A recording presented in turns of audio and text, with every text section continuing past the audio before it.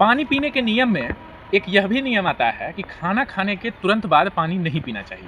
क्या आप जानते हैं यह नियम क्यों है?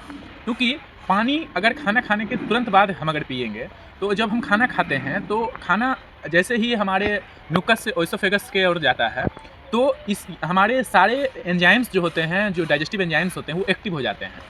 और पानी अगर हम तुरंत बाद पीते हैं, तो वह एंजाइम पतला हो जाता है, जिसके कारण पाचन क्रिया में देरी होती है, पाचन क्रिया सही से नहीं होती है और पेट फूलना और गैस वगैरह की समस्या हमारे हमारे मतलब पेट में, स्टमक में होता है। इस कारण से जो है पानी जो है खाना खाने के तुरंत बाद नहीं पीना चाहिए। बहुत-बहुत धन्यवाद।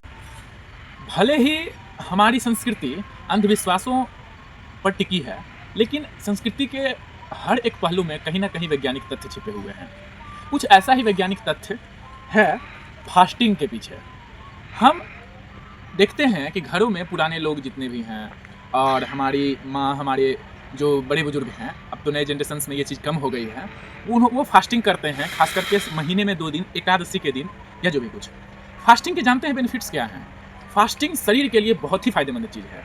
अगर आपको अपने शरीर को साफ़ करना है अंदर से, बाहर से सफाई तो होती है नहाने के द्वारा और क्रीम पाउडर से, लेकिन अंदर की सफाई का सबसे अच्छा तरीका जो है वह मैं समझता हूँ फास्टिंग है। जिससे कि सारा जो है फास्टिंग के दौरान होता है यह कि हमारे जो पेट में होता है जितना भी प्रकार का मतलब ऐसा चीज़ पचना शुरू हो जाता है जो डेड सेल वगैरह होती है, गंदगी जो होते हैं हमारे पाचन तंत्र में और भी जो भी कुछ होता है, वह सारा कुछ पच जाता है और इसके उत्सर्जन के द्वारा यानी एक्सक्रिएशन के द्वारा, एक्सक्रीशन प्रोसेस के द्वारा वह निकल जाता है, जिससे हमारे शरीर की सफाई होती है। तो फास्टिंग हमें करना चाहिए, कम से कम महीने में 2 बार तो ज़रूर करना चाहिए। लेकिन यह तब नहीं करना चाहिए जबकि इसका जो है अति हो जाए, यानी अति नहीं करना चाहिए, जिससे कि हमारे अंदर वीकनेस आ जाए, हमारे शरीर में विटामिन्स, एंजाइम्स ये सब की कमी हो जाए, ये नहीं करना चाहिए। लेकिन हाँ, फास्टिंग करना चाहिए। फास्टिंग बहुत ही फ़ायदेमंद चीज़ है। बहुत-बहुत ठंड का मौसम है, कुछ ही दिनों में मकर संक्रांति आने वाली है और मकर संक्रांति में हमारे बिहार में मुख्य भोजन के तौर पर दही चूड़ा खाया जाता है।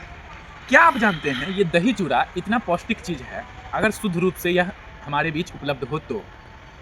और इसके साथ-साथ सबसे ज़्यादा पौष्टिक चीज़ जो होता है वह होता है गुड़। जो गुड़ होता है ठंड के दिनों में हमारे शरीर में गर्माहट देता है, पहली चीज़।